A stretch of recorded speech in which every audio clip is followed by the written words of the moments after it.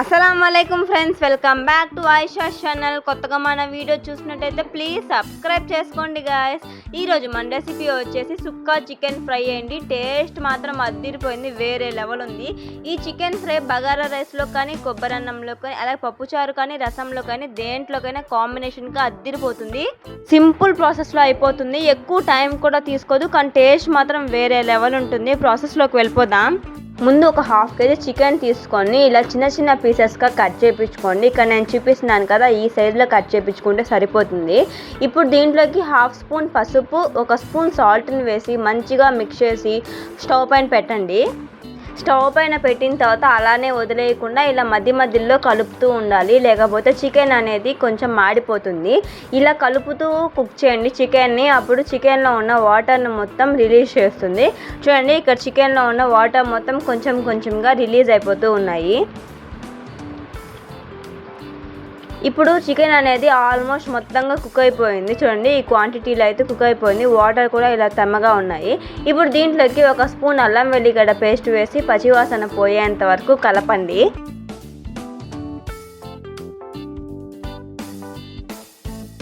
ఇప్పుడు దీంట్లోకి నేను 1 టేబుల్ స్పూన్ కారం వేసుకుంటున్నాను. మీరు ఇంకా కారం ఎక్కువగా తినే వాళ్ళైతే ఇంకొక 2 స్పూన్స్ వేసుకోండి. 1 spoon garam masala, 1 spoon dhaniya powder, 1 spoon chicken masala and కొంచెం మిరియాల పొడిని కూడా వేసేసి ఈ మసాలా మొత్తం ముక్కలకు పట్టేలాగా మంచిగా కలపండి. కలిపేసి ఈ కడాయిని మాత్రం పక్కకి తీసేసుకోండి. ఇప్పుడు స్టవ్ ముట్టించి కడాయి పెట్టి దీంట్లోకి ఒక 4 టేబుల్ స్పూన్ వరకు ఆయిల్ని యాడ్ చేసుకోండి. ఆయిల్ కొంచెం హీట్ అయిన తర్వాత సన్నగా కట్ చేసి పెట్టుకున్న ఒక ఆనియన్ని, అలాగే 2 చీల్చిన పచ్చిమిర్చిని అండ్ కొంచెం కరివేపాకు, ఇది మెయిన్ అండి, కరివేపాకు మాత్రం కన్ఫామ్గా వేసుకోవాలి. వీటిని అన్నిటిని లైట్ కలర్ బ్రౌన్ వచ్చేంత వరకు ఫ్రై చేయండి. ఆనియన్స్ అనేది మంచిగా ఫ్రై అయితే టేస్ట్ కూడా ఇంకా బాగుంటుంది. చూడండి, ఆనియన్స్ ఇలా ఫ్రై అయిన తర్వాత మనం ఫ్రై చేసి పెట్టుకున్న చికెన్ని కూడా వేసేసి మంచిగా కలపండి.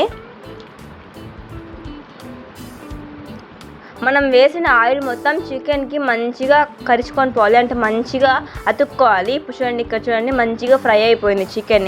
ఇప్పుడు దీంట్లోకి మిరియాలు, లవంగాల పొడిని వేసుకోవాలి. ఇప్పుడు ఒక 10 మిరియాలు, 10 లవంగాలని వేసుకొని ఒక రోట్లో దంచుకుంటే అదే అండి మిరియాల లవంగాల పొడి. ఇది వేస్తే మంచి టేస్ట్ వస్తుంది, ఇది మాత్రం అస్సలు మిస్ చేయకండి. వేసేసి చికెన్ ముక్కలకి పట్టేటట్టు మంచిగా కలిపేసి ఇంకా లాస్ట్ అండ్ ఫైనల్గా కొంచెం కొత్తిమీర, పుదీనాని అండ్ కొంచెం కరివేపాకును వేసేసి కలపండి.